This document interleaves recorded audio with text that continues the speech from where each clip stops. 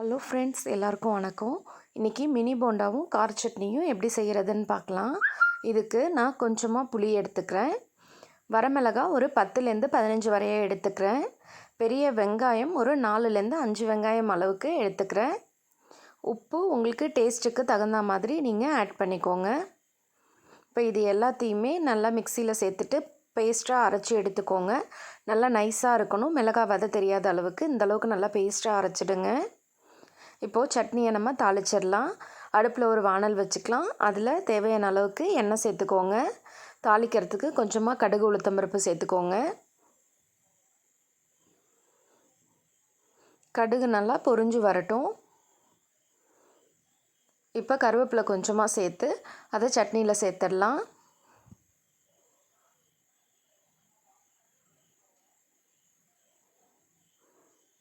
இதை இப்போ நல்லா கலந்து விட்டுருங்க. அவ்வளோதாங்க, நல்லா ஸ்பைசியான கார சட்னி இப்போ நமக்கு ரெடியாக இருக்குது. இப்போது வடைக்கு தேவையான அளவுக்கு பொரிச்சு எடுக்கிறதுக்கு தேவையான அளவுக்கு வானலில் எண்ணெய் சேர்த்துக்கலாம். எண்ணெய் சூடாகிறதுக்குள்ளார நம்ம வெங்காயம் பச்சை மிளகாயெல்லாம் கட் பண்ணி எடுத்துக்கலாம். நான் ஒரு பச்சை மிளகாய் எடுத்திருக்கேன். கொஞ்சமாக மல்லி இலை எடுத்திருக்கேன். ஒரு 2 துண்டு அளவுக்கு இஞ்சி எடுத்திருக்கிறேன்.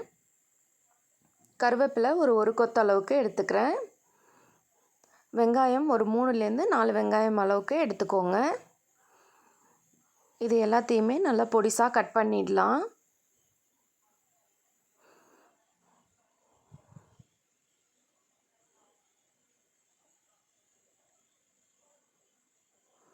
இந்த அளவுக்கு நல்லா பொடிசாக கட் பண்ணி எடுத்துக்கோங்க. இப்போது மாவு நம்ம ரெடி பண்ணிக்கலாம். நான் ஒரு 1/2 டம்ளர் அளவுக்கு உளுந்து ஊற வச்சு அரைச்சி வச்சுருக்கேன். மாவு நல்லா இந்தளவுக்கு கட்டியாக இருக்கணும். பூக்க அரைச்சி எடுத்துக்கோங்க. இதில் கொஞ்சமாக பெருங்காயத்தூள் சேர்த்துக்கோங்க. நான் மிளகு ஒரு 10லேருந்து 15 மிளகு வரைய எடுத்துருக்கிறேன். அதை முழுசாக நீங்கள் சேர்க்குறதுனாலும் சேர்த்துக்கலாம், இல்லை 1-2மா தட்டி கூட சேர்த்துக்கலாம். இதில் உப்பு உங்களுக்கு டேஸ்ட்டுக்கு தகுந்த மாதிரி சேர்த்துக்கோங்க. இப்போது கட் பண்ணி வச்சுருக்கிற வெங்காயம் பச்சை மிளகாய் எல்லாத்தையுமே சேர்த்துடலாம். ஒரு டேபிள் ஸ்பூன் அளவுக்கு அரிசி மாவு சேர்த்துக்கோங்க. ஒரு டேபிள் ஸ்பூன் அளவுக்கு ரவை சேர்த்துக்கோங்க. இப்போ இது எல்லாத்தையுமே நல்லா ஒன்றா மிக்ஸ் பண்ணி விட்டுடலாம்.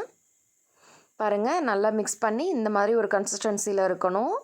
இதை இப்போ குட்டி குட்டி பாலாக எடுத்து நம்ம எண்ணெயில் போட்டு பொரிச்சிடலாம்.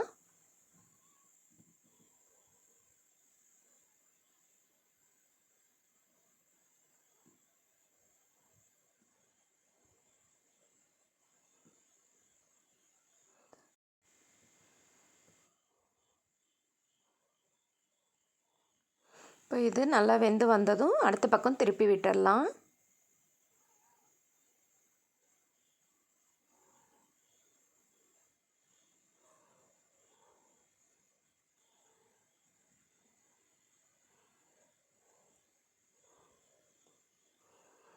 இந்த அளவுக்கு நல்லா கலர் சேஞ்ச் ஆகி வரணும். இன்னும் கொஞ்சம் ப்ரௌன் ஆனதும் எடுத்துடலாம். பாருங்கள், இந்த ஸ்டேஜில் நம்ம எடுத்துடலாம்.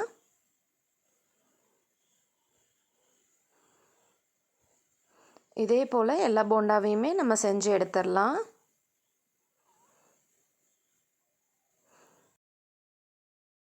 அவ்வளோதாங்க, ரொம்ப சூப்பரான மினி போண்டா நமக்கு இப்போது ரெடி ஆகிடுச்சு. நீங்களும் ட்ரை பண்ணி பாருங்கள். எப்படி வந்ததுன்னு கமெண்ட் பாக்ஸில் சொல்லுங்கள். இந்த போண்டா சாப்பிட்றதுக்கு ரொம்பவே டேஸ்ட்டாக இருக்கும். எந்த அளவுக்கு சாஃப்டாக இருக்குன்னு பாருங்கள். இது போல் குக்கிங் வீடியோ டெய்லியுமே நம்ம சேனலில் அப்டேட் ஆகிட்டே இருக்கும். கண்டிப்பாக நம்ம சேனலை லைக் பண்ணுங்கள், ஷேர் பண்ணுங்கள், சப்ஸ்கிரைப் பண்ணுங்கள். தேங்க்ஸ் ஃபார் வாட்சிங்.